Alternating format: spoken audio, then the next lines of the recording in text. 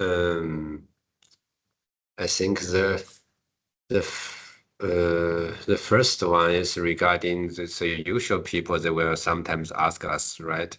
Why are you doing philosophy? So why are you reading Laozi? Why is such stuff meaningful or relevant? If you were asked like this, what will you answer you to? Doing philosophy or to even read Laozi, some text like this seem to be quite old and I don't know. Yeah. Basically, I think it's just asking why you are doing like weird stuff.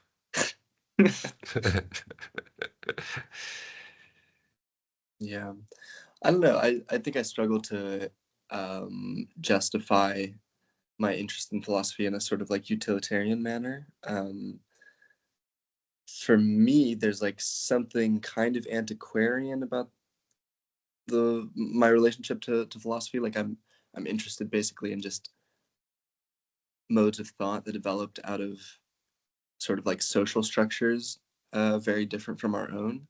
Like that feels like I like the feeling of alienation from my own sort of, you know, whatever 21st century American way of thinking about things.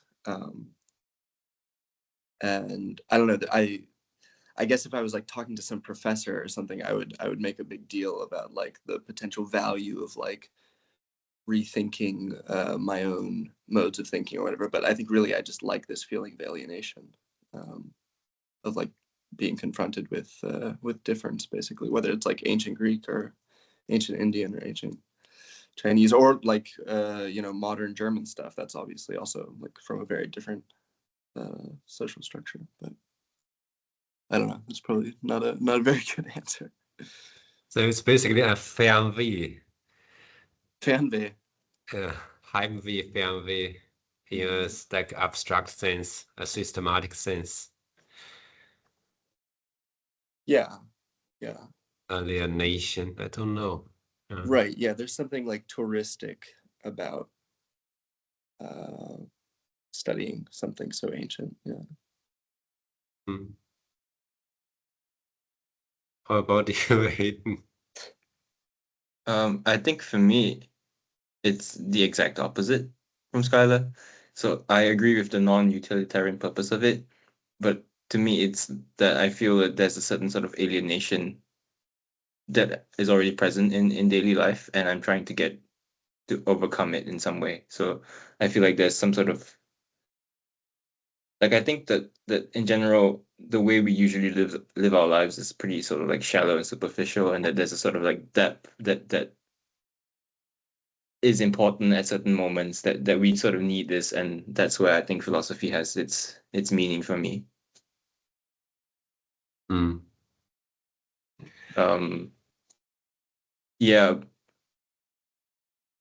but it's like it's a I mean I do agree that it's in some sense sort of like stepping out of your usual perspective, but I feel like this stepping out is not a stepping out into other cultures and other time, but just to like a different depth, if that makes sense. Yeah. Skylar, you have some response to that? Yeah. I mean, I don't think they're actually in conflict, because like Mm. I obviously also feel alienated in my daily life. And so like being alienated from that alienation, I think is, I don't know, there's like some double movement there or something like this. I mean, alienated is a strong word to use. I could have picked like a more positive word, of course, like when I'm reading Homer, um, there's just like a feeling of like being in a new country for the first time or something like that. And you don't have to describe, I can't think of a word that would be, you know, more positively connotated, but yeah, you don't have to use the word alienation or something. It's just what came to mind. But yeah, I've been thinking a lot about trying to escape vanity, and like shallowness and things like this. I find it very difficult, basically, to be sort of. I don't know, the philosopher for me who stands like the most for this kind of trying to escape distraction and stuff like this is Heidegger. And I find it very hard to sort of like follow up on his kind of solution to the problem, which is like just constantly preparing oneself for death. Like that, I find it really hard to live like that. Mm. What about you, Kaiju? What drives you? For me, it's a little bit slightly different, I think. I was confronted by my daily problem in daily life, especially this political situation in China when I was younger, like in the beginning of in my early 20s. I just couldn't understand the country and the situation, and I think and then I read a lot of different interpretation of some like state events or some explanation, like what kind of situation China was in and why it was like that, how went there, and so on and so forth. And I just couldn't find any like satisfactory answers. And I find out a lot of people who are really very well educated and also kind of trustworthy, then they use certain concepts to deal with such problem, and they usually have a relatively coherent system to answer that question. But then I was thinking, what kind of concepts they use to build their systems, and what kind of argumentation then or structure they used to develop from that concept to their description of the situation and their explanation, and also the analysis of the mechanism and so on and so forth. And then I find myself in the end in philosophy. But then after studying this for a while, I just kind of like realized some text has some, as Aiden said, depths, right? And then now I'm not so interested in political questions that anymore, like in my early 20s. But still, after that, I just get into this stuff, and I find kind of like, I don't know, maybe living in vanity. Just kind of said, and they come to those concepts just and like in this kind of weird depths, and sometimes I find the worthwhile, or maybe they are just unreal. I don't know. So then just like reading them and discuss them with other people, especially. Just then, I don't know, but I don't think that I answered the question. In fact, I don't know. Yeah. And it's too long. Seemed like an answer to me. I mean, like you gave an account of like how you got to philosophy and what has like kept you in it, you know. I mean, yeah, depth, I guess. Yes.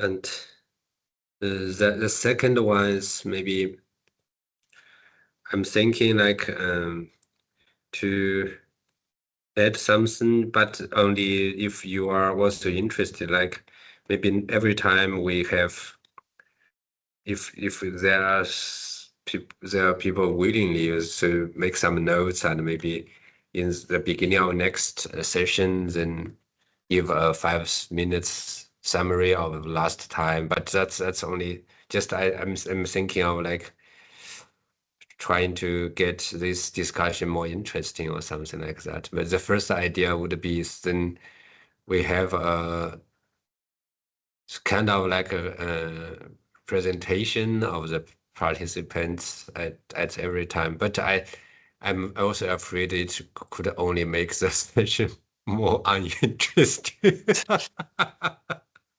So it's only an idea. What do you think about this stuff and any? Yeah, I mean, I think it's hard because it's like a Freizeitgruppe, you know. Yeah. But I mean, like a little note taking makes sense. I just think it would end up being one of the three of us who took on the burden, probably. Yeah. Yeah. And so that's there would be a recap right at the beginning of of the next session or something like that. Then maybe just doing this like a free will basis, right? Voluntary basis. I may ask then next time, would someone like to recap the next chapters or something like, or some can you still remember one of the interesting ideas we discussed or something like that? But I don't know. Is that a good idea? Yeah, I think there's no harm in asking at the beginning of a session if someone wants to be sort of Oh, a little cool. bit more responsible for some kind of overview or something to give next time. Okay. And I think, yeah, also just like what people remember from the last session is also not a bad sort of exercise to get into. Yeah. Yeah, I think I'm more for just asking if like for everyone to recap together so that there's not necessarily a single person, because I feel like that is a bit of a like a work, like because then you have to take notes and you have to, if you're worried about like being coherent, you have to like summarize, like make everything coherent before you start to think. Yeah. Great. So it's just I just threw out this open question. Can somebody recap something? Just be it a summary or interesting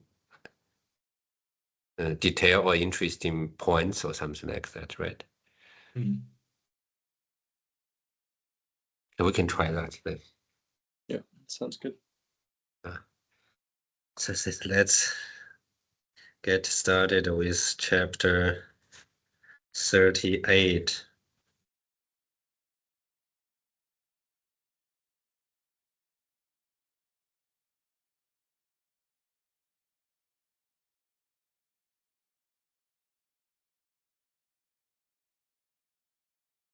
Does someone want to read it loud? I can do it. Superior is not about virtue. It therefore has virtue. Inferior does not want to lose virtue. It therefore has no virtue. Superior does nothing and has no intent of doing anything. Superior humaneness does something but has no intent of doing anything. Superior righteousness does something and has the intent of doing something. Superior propriety does something but receives no response. So it raises its arm and flexes its muscle. Thus, when Tao is lost, there is humaneness.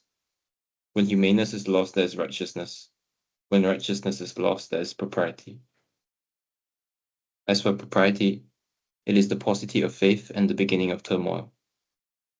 As for prophecies, they are the embellishment of doubt and the beginning of folly. That is why a true man stays with abundance and not with paucity, stays with substance and not with embellishments. Hence he discards that and adopts this.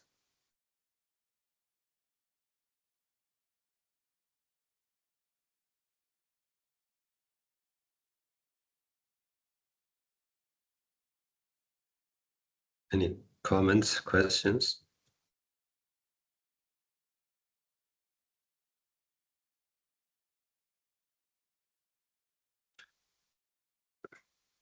my first maybe comment is I would say it's a radical attitude towards the cardinal virtues at that time. Like benevolence, righteousness, and propriety, something like that. It's kind of like the most important virtues, especially for Confucian. Confucians. And also faithfulness and like loyalty was mentioned here, those stuff.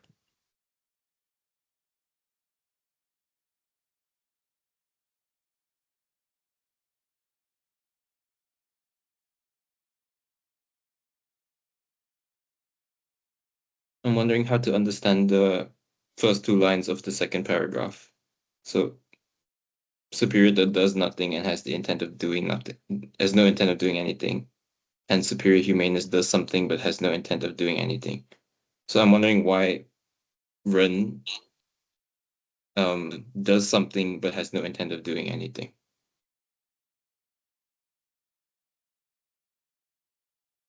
Like I would have thought, like if he was criticizing the whole Confucian thing, the Confucians really prioritize having a certain sort of intent, no, of like doing good. Mm. So why is it here that it has no intent? Mm. And then for the, I would have thought that it's if it's this Wu Wei, it's like you do something without intending to do it, or at least that was how I understood it. This sort of like non-reflexive action. But here it says that it does nothing. Mm. Scarlett, you have an answer for that? Not really. I mean, of course, thinking about the same things and trying to think about the last chapter, this idea of nothing not being done. I mean, I don't want to drag us back to 37, but I was just super perplexed with 38 and then was basically reminded of how perplexed I was with 37. But I think I have the same puzzle, which is I'm not. I thought I had a read at the sort of in the first few sessions where it was like, okay, Wu Wei does actually have goals. There is like a desired state that one wants to bring about through Wu Wei, like a well-ordered polity or something like this. But then this chapter is so radical that it's not clear to me whether Wu Wei does have it can have intention,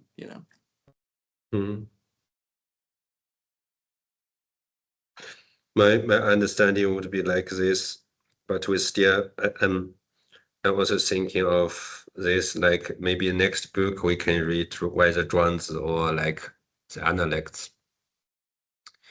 And if we read the Analects, I would first begin with a biography of Confucius. And if we do that, maybe we can say that's Confucius. Like he may be someone who genuinely benevolent. He even like he acted his whole life, right? He's just such a person. And he also, I think he has some sentence like from his 15s, 20s, 30s, 40s, what he did. You have the feeling he is just genuinely a different person from Laozi and very active. But at the same time, you will also say he maybe has no intent of really doing anything. He just like that as he is, or he was maybe.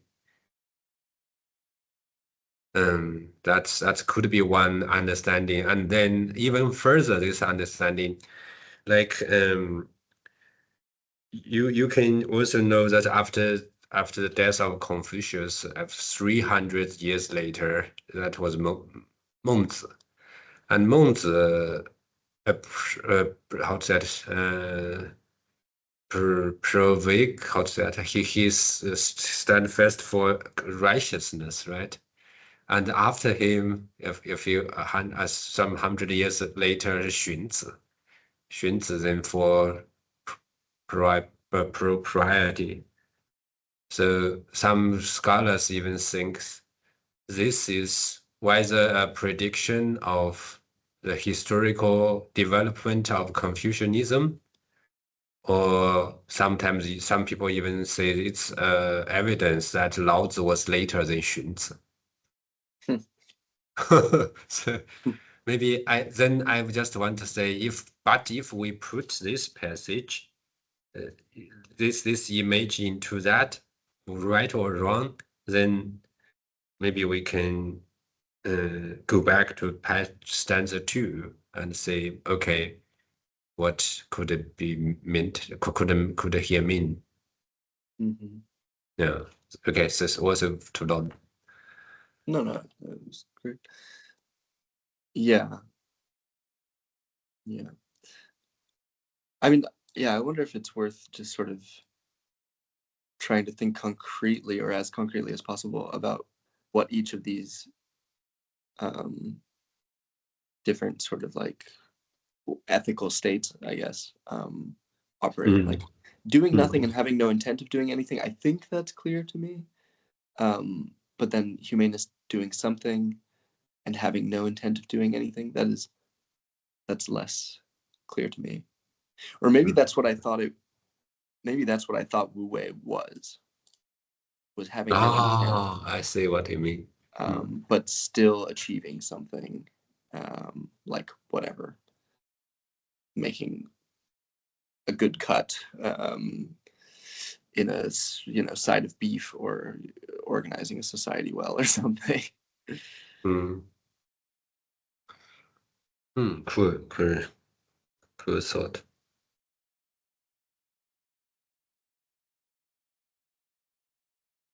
Or yeah, it's just like if there's no difference between De and humaneness in terms of intent, then where is the difference that leads De to actually do nothing and humaneness to do something? Or it's just, I mean, it's just hard to think about something that would have an ethical consequence that doesn't have to do with intention. But I don't know. Yeah, sorry, I'm just making like 3 comments in a row, but like I also wonder if the notion of intention is as present in the passage as this translation makes that to be. Exactly. That's just what I want to say. Yeah. Right, because in the Chen Guying, he sort of glosses this, like, I don't know what the second character is, but Yi and act as like acting with sin, with heart or intentions.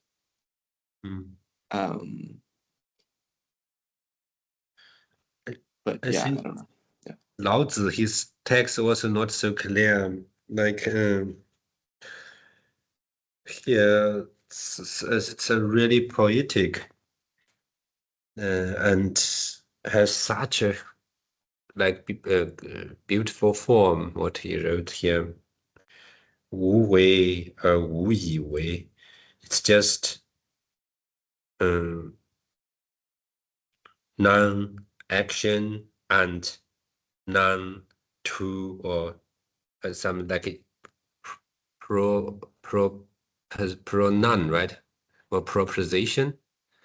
That's the yi and something like that, and action again. So there's no word of intention, something like it's just those words come together all very similar and very close.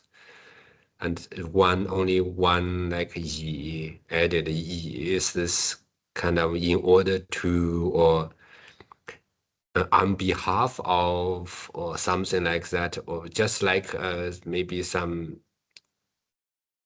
meta or something like that, Greek or something like that. I don't know. So or with or to or something in English, it's hard to translate. And then even for the Chinese, like interpreted as you say, 全古音 or 完毕, I think for them it's also difficult to figure out what really mean here.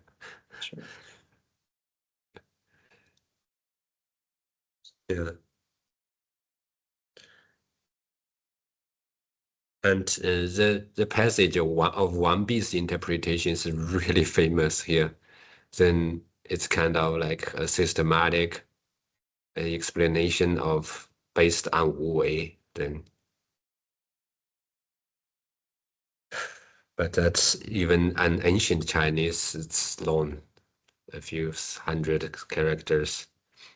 Hmm.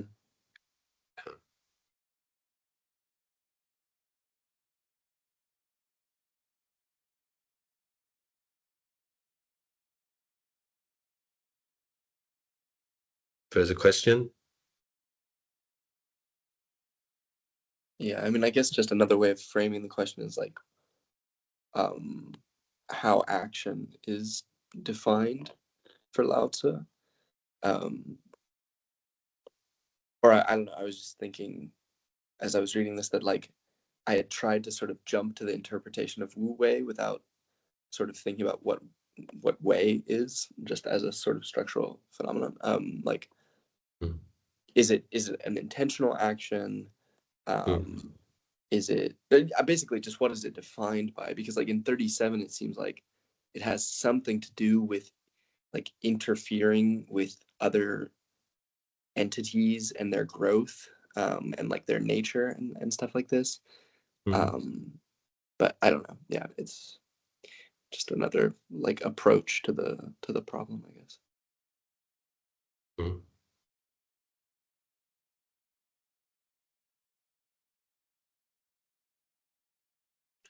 Hidden. Yeah. Like, what do you think about the definition or meaning of Wei action?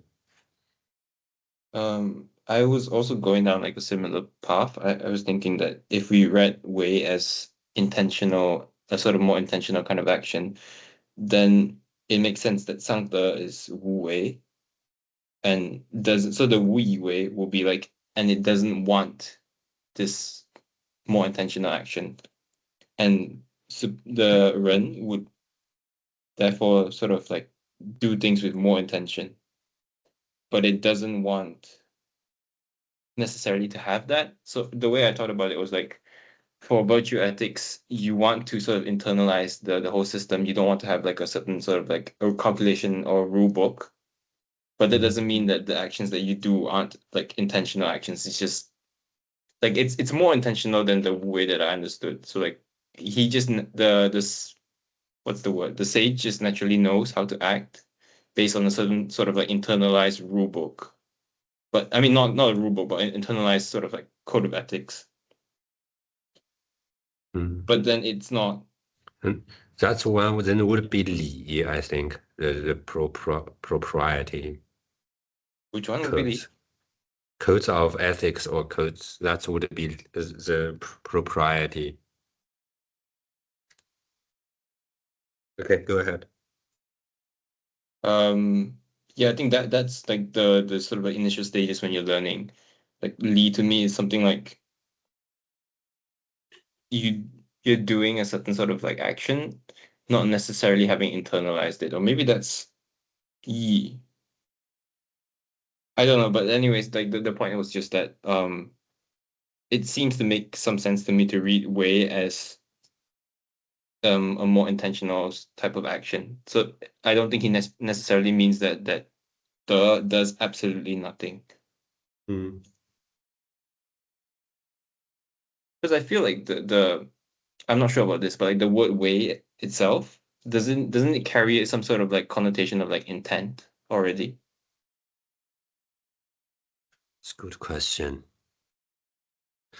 You know, the first I can answer your question is, in modern Chinese, we say 我以为, right? It's I think or ich meine.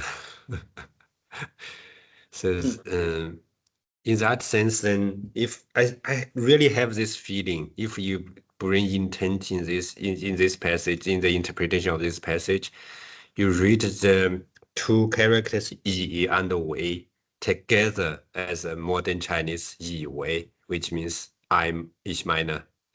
I mean ich meine, or ich meine. I think ich meine is a very good translation. Then you can say super does nothing and has no ich meine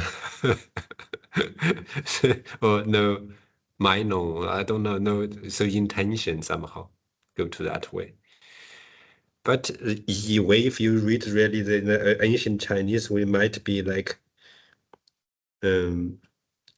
super does nothing and has nothing to act with or to act to, right? 以为, you know, so that I would think that way. So, but what does that mean? Then everybody would say that's still not a clear interpretation. So I think those interpreters we have all goes to the direction of intention, because that makes sense, right? Anyway.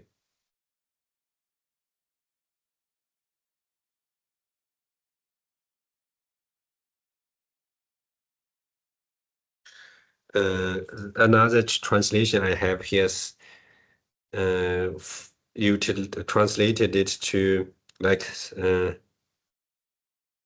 those of highest virtue practice non-action and never act for ulterior motives. So it has motives. Yeah.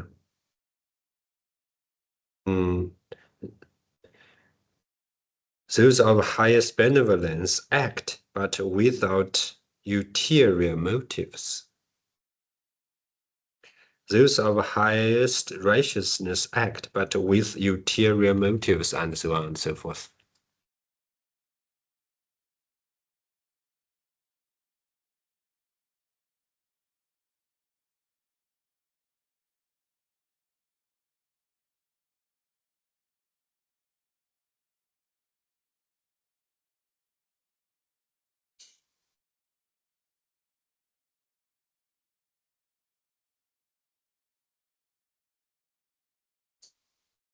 And Laozi himself, like most of Chinese philosophers, does not define terms, right? So he didn't define what is way, what is something like that. Sure. Yeah. That's also make this very difficult.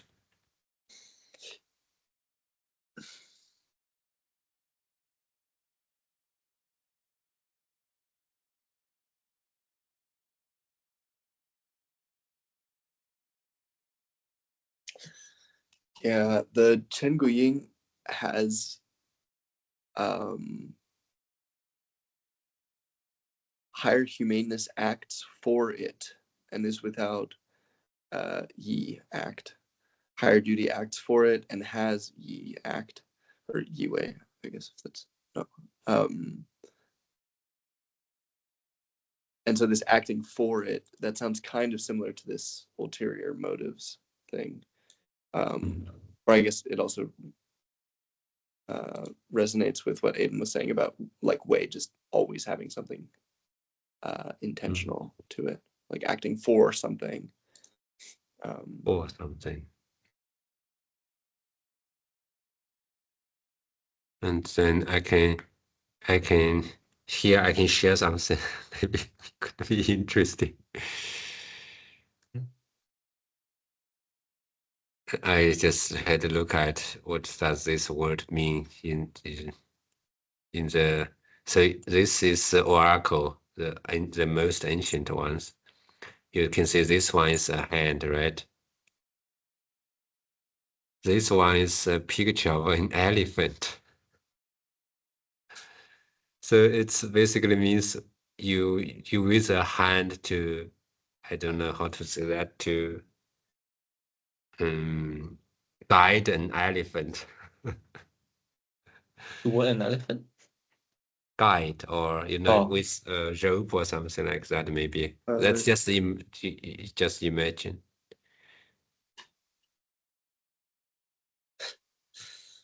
Sorry, which character is this? Way, which Oh, is wait. the action, yeah. Yeah. The action is a hand and an elephant.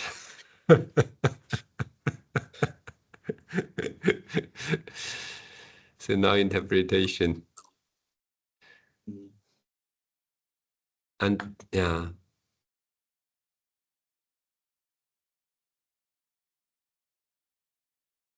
And and the other this one's this one, but the most like famous etymologist says this word means female monkey.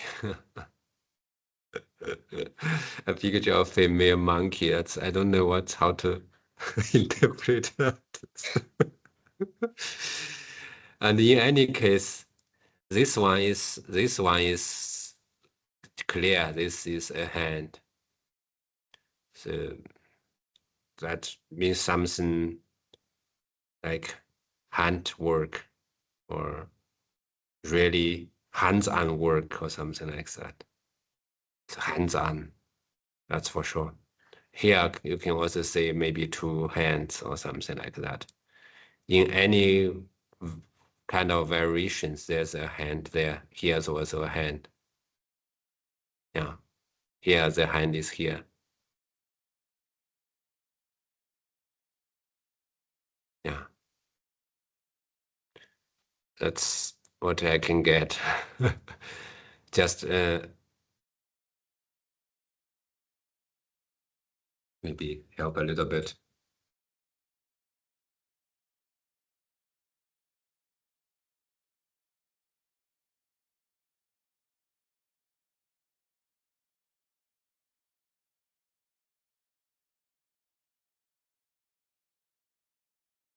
Yeah, I'm I'm still wondering, playing. Sorry, go ahead. Sorry. with the hand element, does it then make sense to interpret it as maybe sort of like human action then? So the would be something that is beyond human action, or that doesn't have anything to do with that. But Ren would necessarily have to involve human action, which is why it has this like does something. I think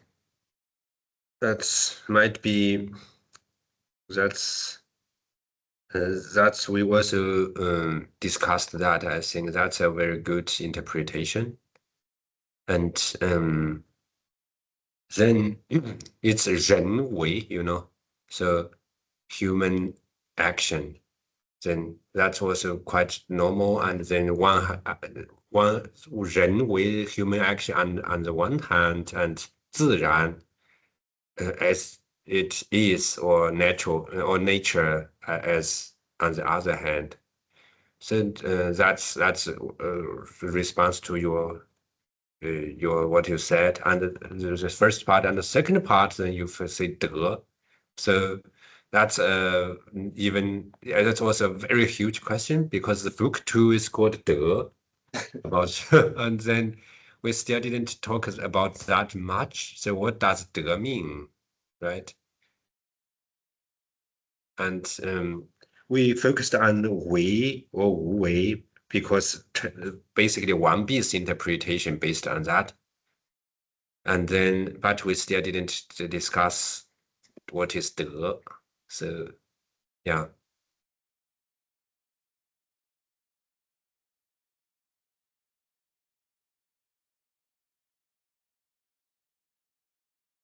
You basically say 德 is then nature or unhuman, non-human. Yeah, I think something like that. Yeah, I would associate more with like 自然, I suppose, under that interpretation. And then basically, first maybe I can begin the most popular way of to interpret 德. The first is commonly it means virtue, and the characters are from three parts. The first is human heart. The second is straight or straightness, and the third is work or goal. So then basically you should go straightforward with a straight heart. I don't know, authentic heart. Yeah, that's then it basically means virtue, like human virtue. Then because you have a heart there. Laozi means something different. So some interpretations is because it's the word 德, we also have the other word 得到, right? 德, then it means just to gain, to get. Then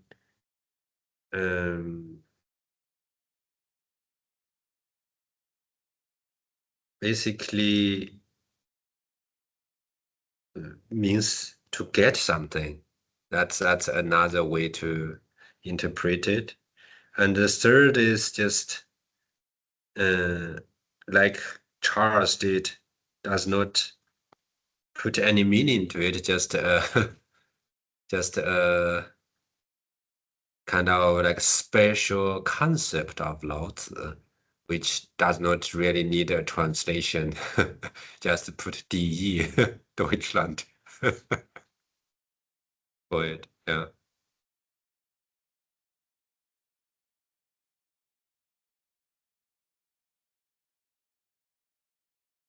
And the third is, I think, a lot of interpreters says 德 means especially in Laozi means the manifestation of Dao in the maybe in all my words sense objects. So the manifestation of Dao in sense objects in the sense we can see is called 德. Okay, I think I said a lot.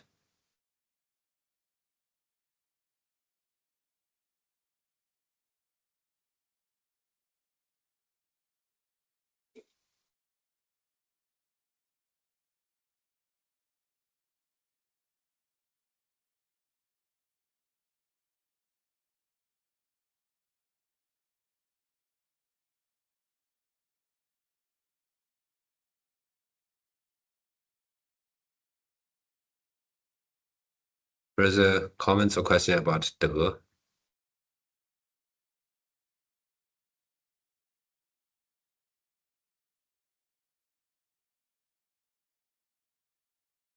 If not, then I will ask a question. So now we kind of like have a hierarchy here of these concepts, right?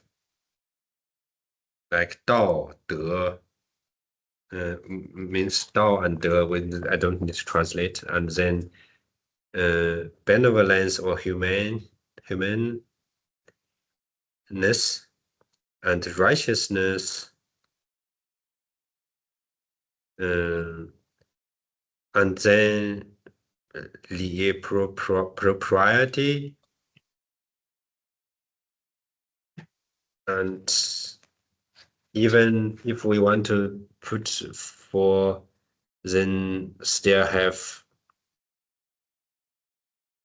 chaos or tomorrow, right? So basically, we seems to have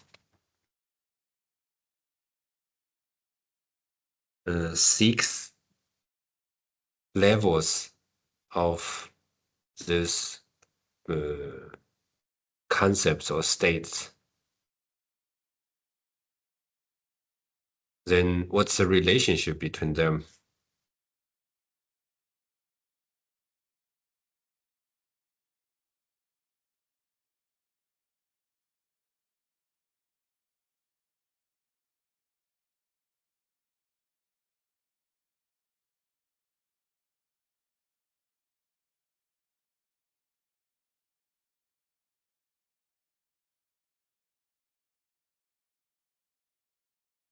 If we understand the as the manifestation of the Tao, what does it then mean that when Tao is lost, there is the? Because wouldn't then both have to go hand in hand in some way? Because I feel like what the manifestation interpretation sort of implies is that the Tao is on a more like transcendent level, and the De is what we get to experience in our sort of like immanent world. But that wouldn't make sense to then say that Tao is lost and then there is De, right? I mean, just a suggestion, it could be Tao is lost for us. Or I'm thinking about the passages that describe Tao as being like flavorless and tasteless and basically not having any like sensual qualities.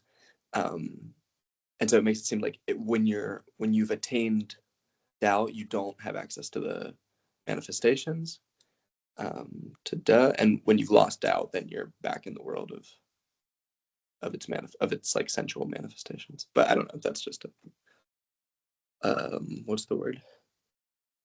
Like an attempt at reconciliation or something. I think you just now we have some like Platonic understanding, right? It's just like maybe. maybe Plotinus is Okay. closer. Or I just think for Plato, the world of forms, there's still sensual qualities there. But maybe for Plotinus with like the one, maybe that's beyond all sense perception or something. I don't know.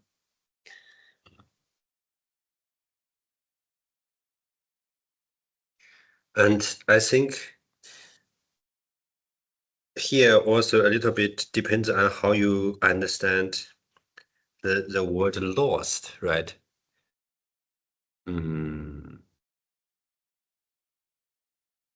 Like the like 不失道而后得, the first sentence in the second stanza. The third stanza, sorry. So he translates thus: when Tao is lost, there is De. But I would suggest, so when something is lost in Tao, there is De, maybe. So basically then it's not like in De, not totally the Tao is lost, but maybe part of the Tao's quality is lost, and then we have the De. I would suggest this way. And also De, from De to Ren is also when the De is totally lost, but kind of like some central quality of De is lost, and then we come to the humanist. But that does not mean all the old qualities of De is gone, but some are gone. But now those are central Merkmale. Then maybe we cannot call them De or Dao anymore. But then according to Laozi, it would be then Ren, or righteousness. Yeah. Sorry, Ren, humanist. How about this?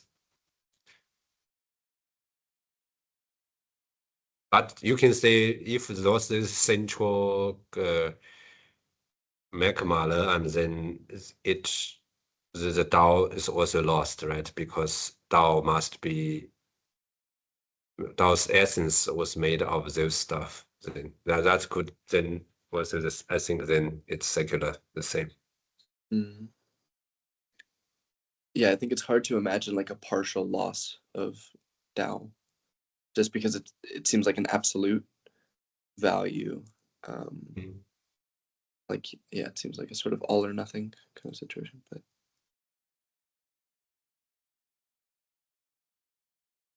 I mean, I think it could be some sort of like misunderstanding of the Tao. So it's not like it's diminished in any sort of like quantitative sense. It's just that you sort of misread it, and then you get to the. yeah. Mm. But don't people usually that makes sense to me, that it's like about a sort of like a personal relationship to these different states. But isn't the passage often read as like a political prediction? Yeah, That like exactly. when De is lost in the society, then you have Run. Mm. And when Run is lost, then you have righteousness, and so on and so forth. Mm. I mean, they're not mutually exclusive at all. Actually, I don't think. Or I'm interested in the way this text sort of flips between the political and like the individual, sort of like spiritual. Or I mean, spiritual is kind of a hokey word, but like, like a concern for like the individual soul, or what have you. Mm. Also, you can interpret this first as like the state of a political community, right? Or a country, just so we could make it simpler. And then the other one is for the individual soul, or for the personal cultivation. I think both ways possible to understand this, like this hierarchy here, right? This structure of different values here. Then for the state, then it's a decay of a very well an idea institution, say. Mm-hmm. And for the personal cultivation, then it kind of like give you a hint which kind of like direction you should go, right? You should orient.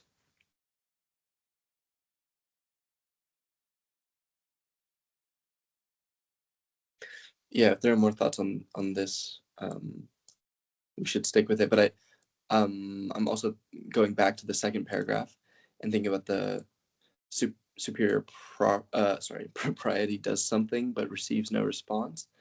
Mm.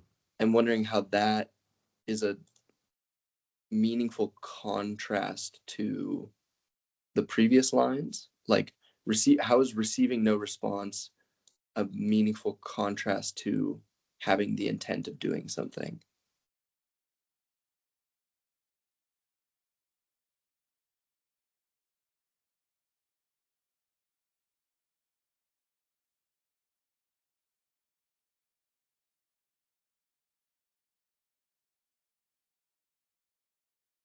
Like, it just seems like intention and effect, it's Mm. like a weird set of concepts to contrast, right? Mm. Mm. Maybe here I can try to give a short description of the historical background here. So far as I understand, then there was like the Zhou dynasty, it's a very long dynasty, and culturally it's definitely the highest point of Chinese civilization. And which was divided into autumn and the spring and autumn period, and then warrior, how to say it, period, war state period. Before this Zhou dynasty, there was a Shang dynasty. And that's basically, now we are concerned about two dynasties. Shang Dynasty was a very religious one, in fact, and cruel. Now we've found out they've made a lot of human sacrifice and killed a lot of people just for sacrifice for state religion somehow. And now we came to the Zhou Dynasty, and then there was a huge turn, culturally turn from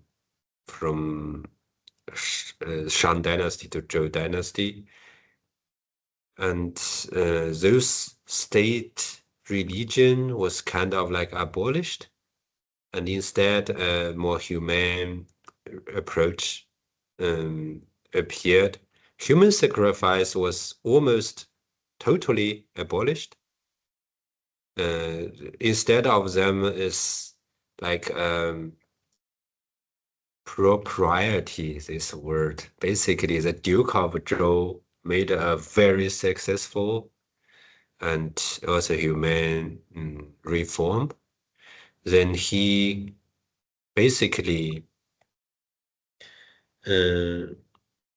invented a systematic and hierarchical codes of ethics, as Adam put it, which is Li or propriety, for the whole society. And especially at the first time, compare with the Shang Dynasty, it was so much better.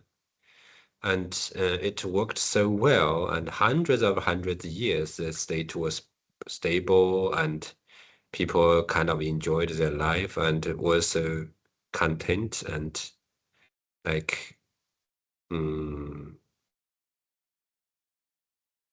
abiding those codes of ethics. But to the period of孔子, Confucius, and then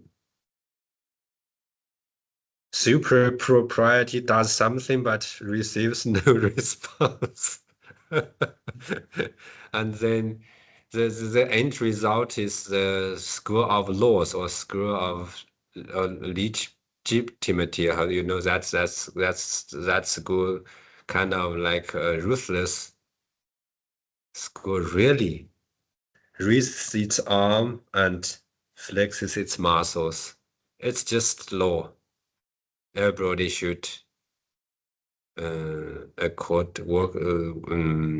should act accordingly.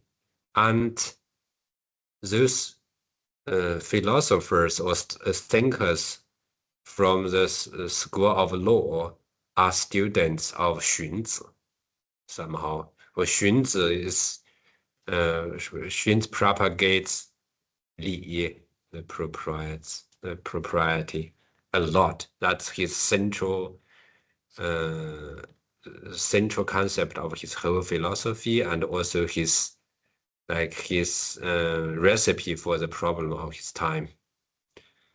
So here, if we think about those historical backgrounds, at least a vague parallel is there.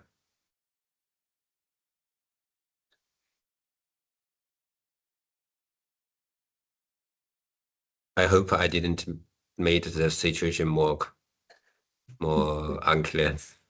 Well, I think it's definitely more complicated. Just because it's, in paragraph 2, we have a ranking basically on the, value of these things in terms of these two metrics of doing something and doing something with intent. And then in the third paragraph, we have what seems like a historical account, but yes, maybe it's timely, right? Relationship. Yeah. Yeah, maybe it's in what philosophers call logical time, Okay.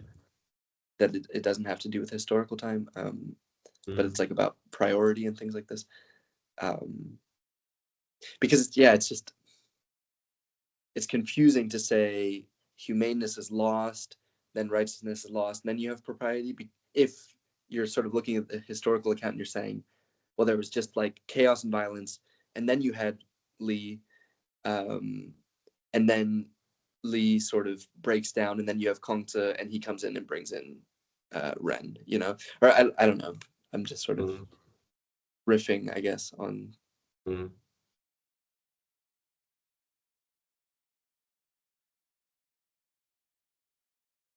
But I mean, it's also like something that we can't sort of hold Lao Tzu accountable for.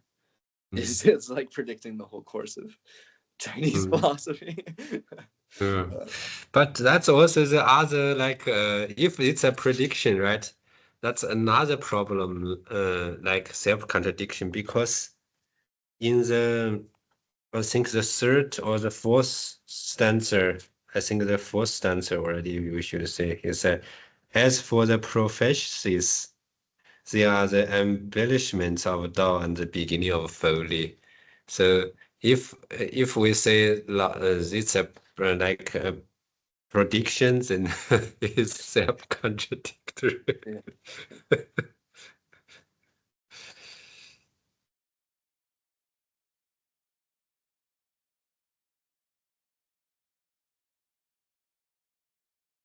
Skylar, you were saying something earlier about a sort of contrast between intent and effect or efficacy, was it?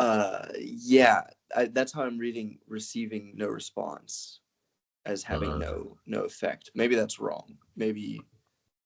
But what do you, so you would read the sentence as superior propriety attempts to do something, but it's not effective in it? Yeah, does something but has no effect. I mean, I'm not like attached to that reading, but that's what I'm operating on in this sort of like question. Yeah.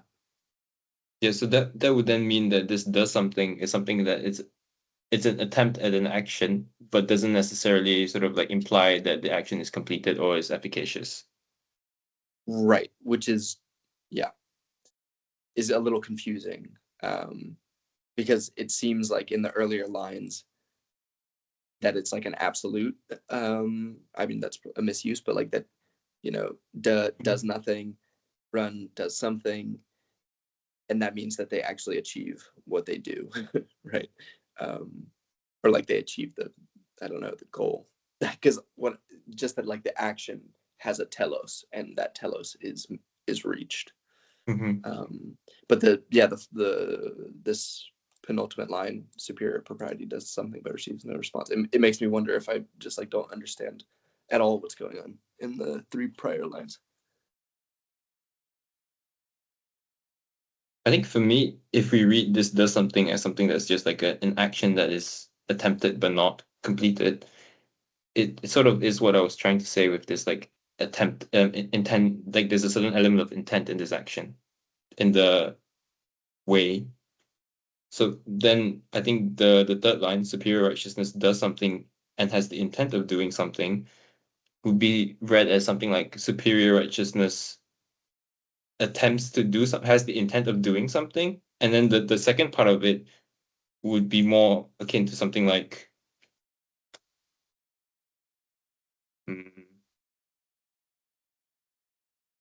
it wants to sort of like call up the appropriate intent in the person executing the action, or also maybe the target of the action, in the sense that because I think based on like what Kaiser was sort of saying of this like Li, it's that it's a prescribed code of ethics that doesn't necessarily have the sort of like assent of the people, or like the people who have to follow it. It's just a code.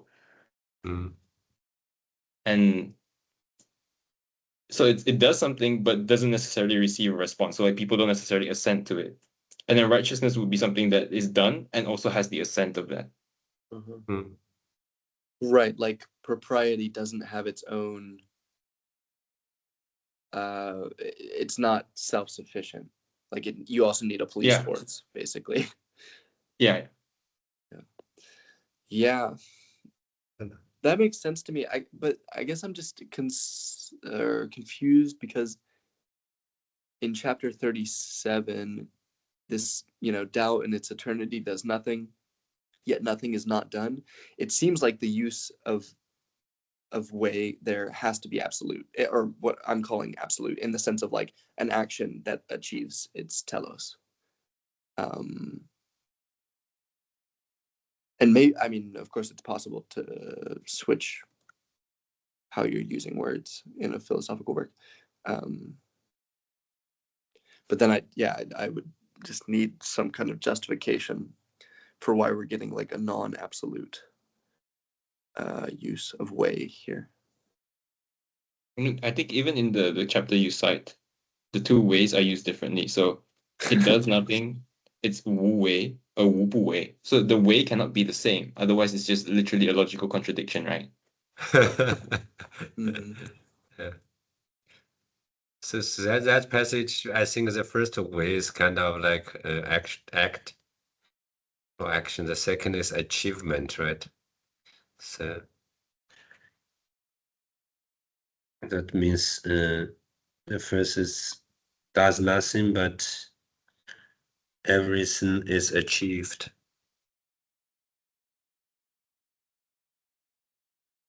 Yeah, but Aiden is right. Everything is achieved. Yes. In 38, but we have the feeling, at least those words like wu wei, the way in this chapter seem to be more like eindeutig, how to say that, unambiguous. So just like, well, only has one meaning. Right. So that's different from the beginning of 2037.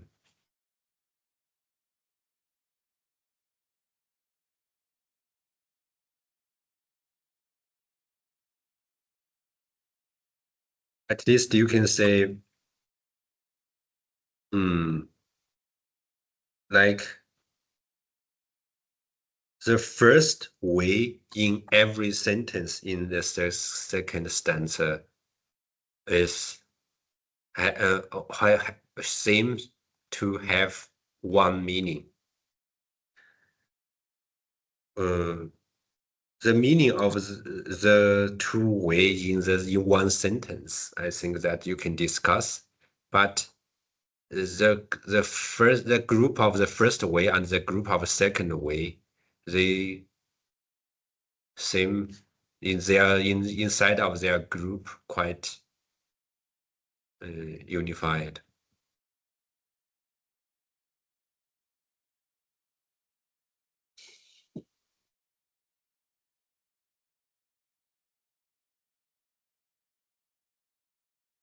Like Charles' interpretation, so the first group of way he translated all into does. And the second way into intent.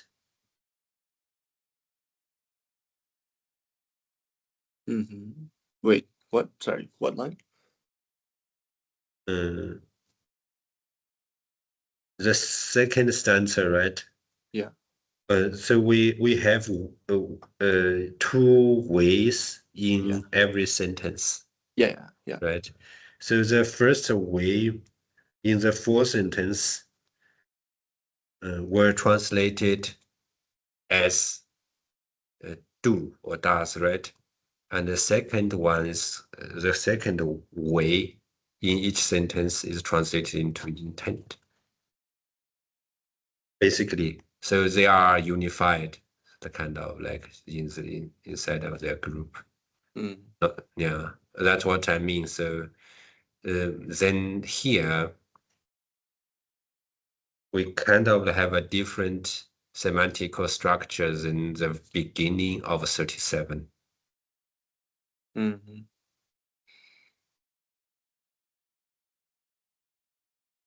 I would have thought that the way is translated even in the second part as doing as well. It's just that the yi is what gives this the intent part, because it has no intent of doing anything. So the doing is still there, no? Yeah, you are right. So all those way are translated into translated as do, right? Or doing, yeah. Does, do, doing. You're right. So it's unified. in the whole passage.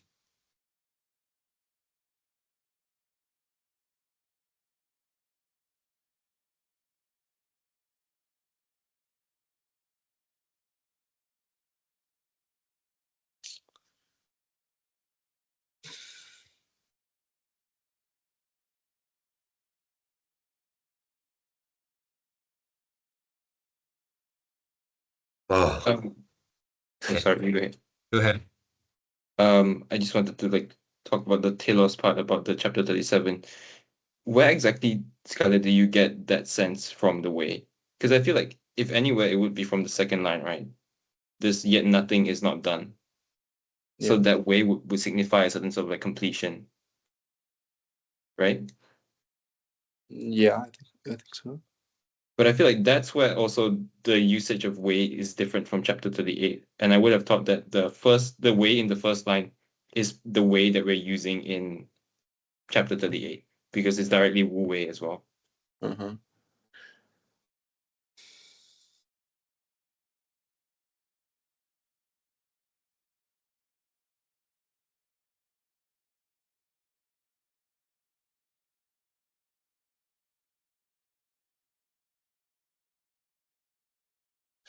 So then, I mean, I guess just in 38, we don't have a description of how Dao fits into this like ranking. Mm. We're only told that Yeah. it does nothing. We're not told about its intent, Mm. anything. You mean in this chapter, Dao seems to be too high, right? Not in the 4 levels at all. I think, in fact, it's level 德 beyond 人 and 道 beyond the 德, right? So Right, that's what I have to assume. And then I wonder if the way we're getting it placed in this sort of ranking is by the second line of nothing not being done. And if that is distinct from I see. which does nothing and does not intend to do anything, Mm. if Dao is higher because nothing is not done. But yeah, I'm sorry if I'm missing your point, Aiden. My brain is sort of slowing down a little bit. I Yeah. think. Go ahead.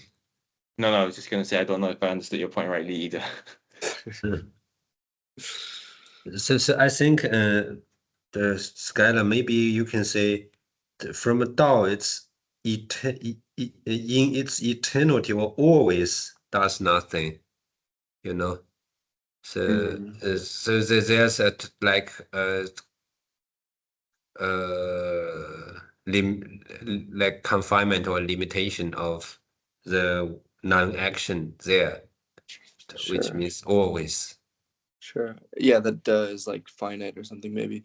But then I guess my question is whether it is also true of that nothing is not done.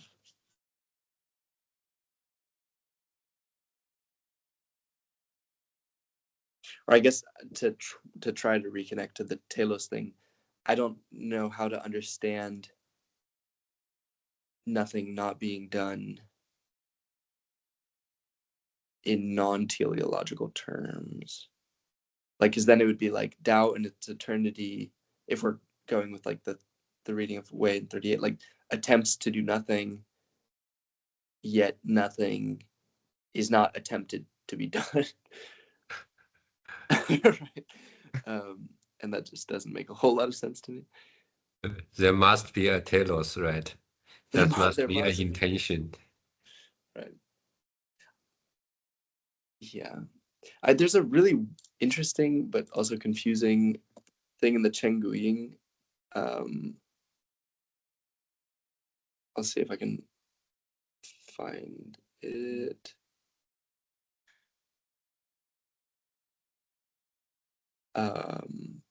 Oh yeah, so this is a commentator named Feng Yulan. Lao Tzu thinks that all things come from the Tao, but the Tao does not have any purpose or conscious action. The Tao is without purpose and without consciousness. He calls this type of process Wu Wei. Lao Tzu writes, the Tao is constantly Wu Wei, and thereby Wu not Wei. Because the Tao generates all things, Lao Tzu writes that the Tao Wu not Wei. Because the Tao has no purpose and no consciousness, he writes that the Tao Wu Wei. And I thought this was interesting because it, I don't know, it sort of creates like a duality in Tao that allows it to be possible for one to predicate both Wu Wei and Bu Wei of Tao. This comment is from chapter 38 or 37. 37. Oh, okay, I cannot find it. I see. Sorry. Oh, I see. Yeah, it's the first point, the third paragraph. Yeah.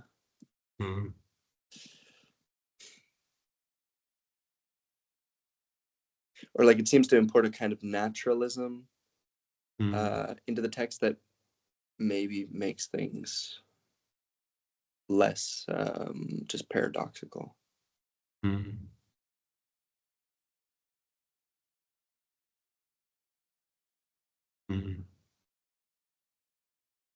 Yeah, and then Zhang Dainyan has a similar thought. The Tao is natural, thus it is constantly Wu Wei. The Tao generates all things, thus it is also Wu Bu Wei. Yeah.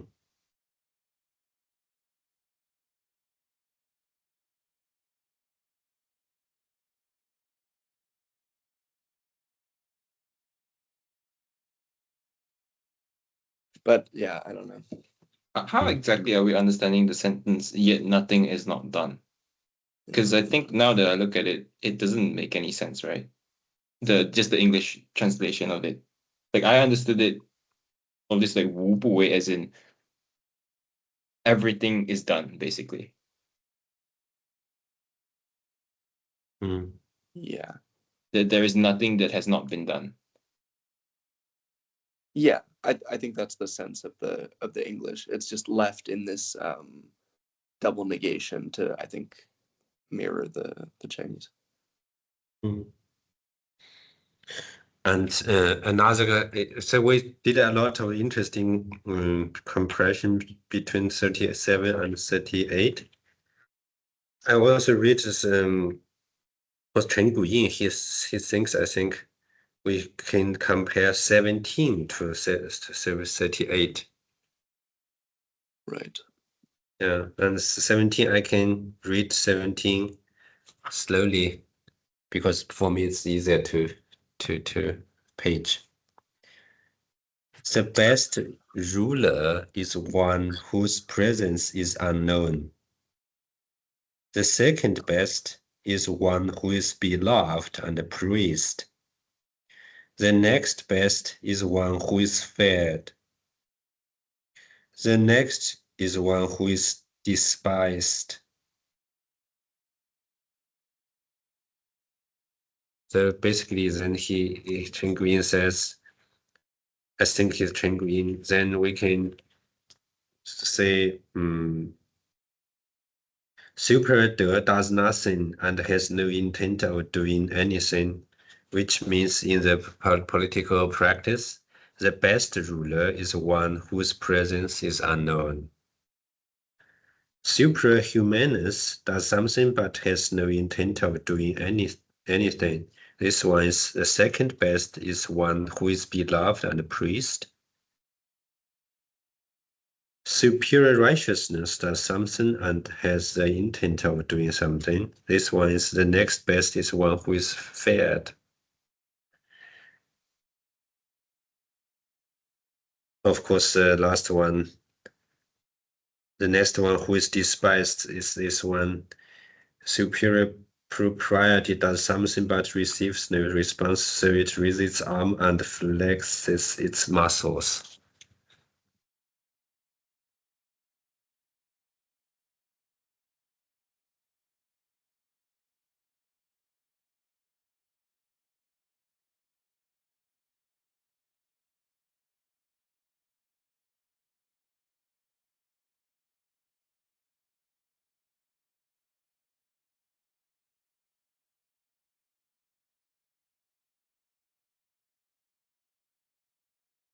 Yeah, it seems like they're companion passages. I mean, the next lines are where there's insufficient good faith, there's loss of faith, which also does it to Yeah. 38. Yes. So because here it says it's a paucity of faith, right? Yeah.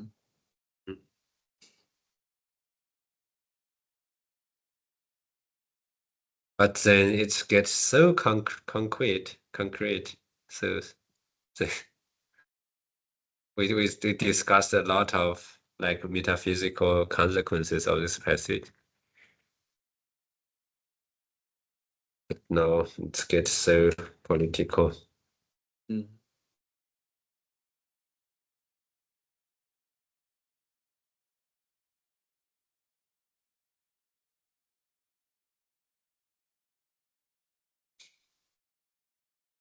We feel like we've done enough for today. Yeah. I was sort of when we started talking about 38, I was like, there's no way we're gonna spend a whole session on it. But I think that's we still have some very complicated passages. I think 38 is one. 39 could be a bit longer, but not so heavy. 40 is very short, but heavy, I think. 40. And then 41 is interesting. There's some small points to discuss, but who knows? I think that's the beauty of our discussion, right? Just there are some, as a lot of times, a lot of points and perspective I never thought of, and then you just put it on them, and I think, wow, inspiring, just like that. And then we try to discuss it, give response, and then it goes deeper than we thought. Yeah, and I think that's the beauty of this and the meaning of these discussions. Yeah. Yeah. And also maybe before we go, some further comments or some observations. Basically, in China, philosophy was taught in lectures, and this form of what we are doing is really rare, relatively rare. And I can imagine that if later on, say, you two happened to do 1 year of like exchange in China for philosophy, but that's just imagine. I just imagine that, and then you will find out maybe you can hardly find a place like what we are doing here even in the whole China. And you go to some famous scholars, or even Chen Guyin, but he's very old or is even dead. But some people like him, and you will find yourself only sit there and listen to him talk for 2 hours. And I think for me it's such a special experience, and to just to treat in this sense the ancient Chinese philosophy in a totally Western way, which is seminar. Mm. And Yes, definitely. Yeah, very A well. privilege.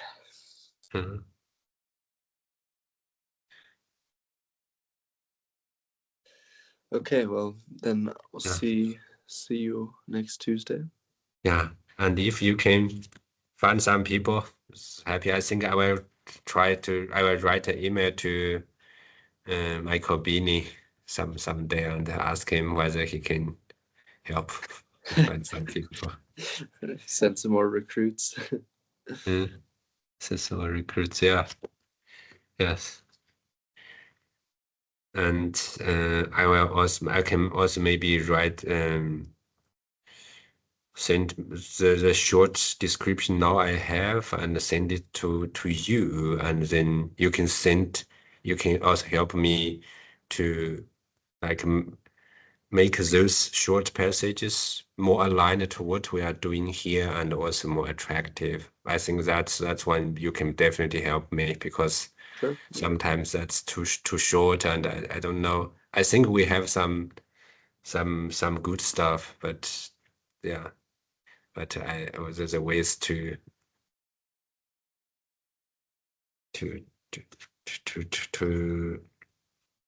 like to how to say it, to describe it better than I did. Yeah. Okay. Yeah, sounds good. Okay. Have a nice evening. Have a nice evening. Yep. Bye. Bye.